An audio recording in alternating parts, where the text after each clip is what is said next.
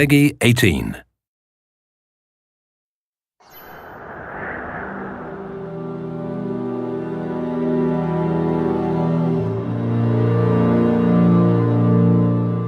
If we were to have a mission in the game space, it's that we want to bring the player to make them a participant in the narrative. By bringing this character, Elizabeth, into the game, by having her with you pretty much for almost the entire game, we knew that if we didn't get her right, the game wouldn't be right. And she really is the emotional center of the game. This character, Elizabeth, she comes from a pretty dark place.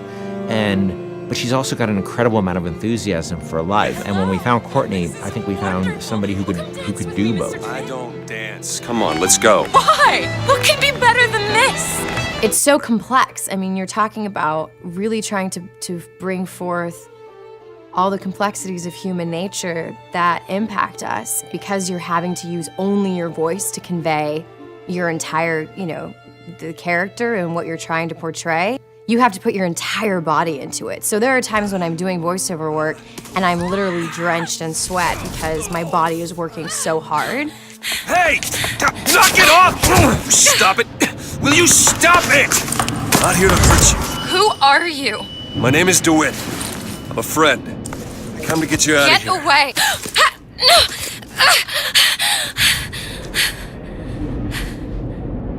Are you real? It's not these one-note emotions, and I think that's what was so important to us as a collaborative team, to be really putting forth a narrative that was strong and that was complex and that was, reflective of how deep and the myriad of emotions that the human beings experience. She really had a sense of telling a story and having a conversation with no words. If you're watching a silent film, you understand what's going on and you don't need words. We saw her and Sean's like, by the way, this is the girl. I'm like, oh yeah, that's the girl, absolutely. I had to really rely on my imagination and rely on what I was being told by, the director. Weird for me to see myself, literally, every movement that I did. Yeah. I mean, I see myself in it. I mean, it might not be my face, but the thing is she's actually in a world. When I did it, I was in an empty room. Yeah. They put me out into this giant sort of basketball court, it looked like, with stuff taped out on the floor that was sort of like the imaginary, world. She had to do a lot of physical things that I probably wouldn't do in my everyday life, kicking some butt and, with a bat and beating the hell out of something. It just started to feel like it was my voice, I just really started to connect with it physically, and this voice was all one. I don't understand, how could we get there? The incredible voice acting and the incredible motion capture acting was the most useful and inspiring element that we could have had for Elizabeth.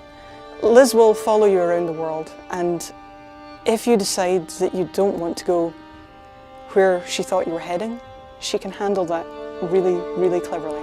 She will stop if you stop. She will keep running if you decide that you're not interested in what you're doing here.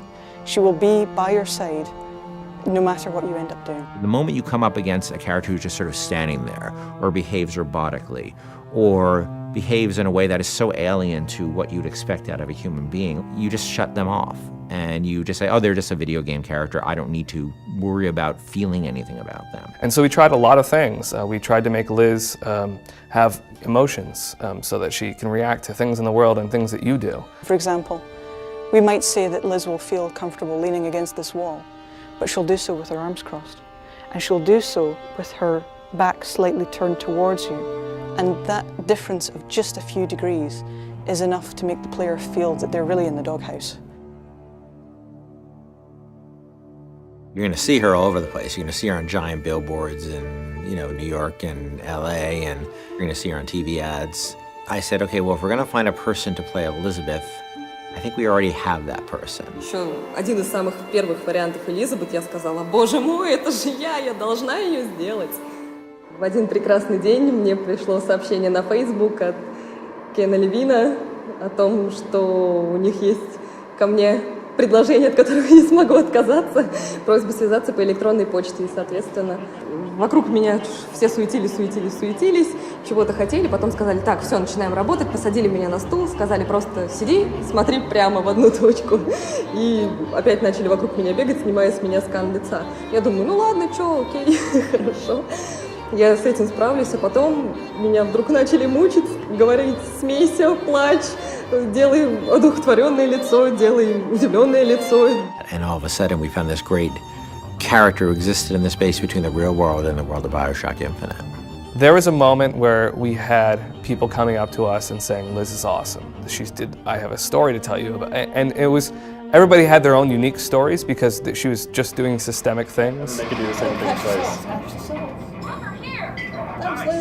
I actually get people telling me things that there's no way I could know about. Like, say there's one of the combats kicking off and they're having this incredible moment where they're running around the place and smashing someone in the face and blowing someone else up with a shotgun, and they've suddenly, a huge big boss man comes up and they just go click. Oh no. And then suddenly from the side, Liz goes, Booker, over here! You press the button, she throws it, you grab it and just go boom! And they come up to me and go, and it was amazing! And I was like, yeah, me and Liz, we're gonna kick ass, we're gonna, nothing we can't do. That's right. Even if we just break that barrier sometimes, where people feel she's a friend or somebody going through this experience with them, then that would be very exciting for me. I really hope people fall in love with her. I fell in love with her. I forget she's not a real person sometimes, and I know Courtney really well, and I forget sometimes that that's Courtney's voice, and that's Heather's motion, and that's the team's other work, and she becomes a real person to me many times. And I think the reason we call her Liz internally is because she became a real person to us in a lot of ways. Elizabeth has been locked in her tower for however many years it was, and now instead she's going to be released from her secondary tower, which is our studio, and let loose in the world for real. And that's just an incredible feeling. Let's go!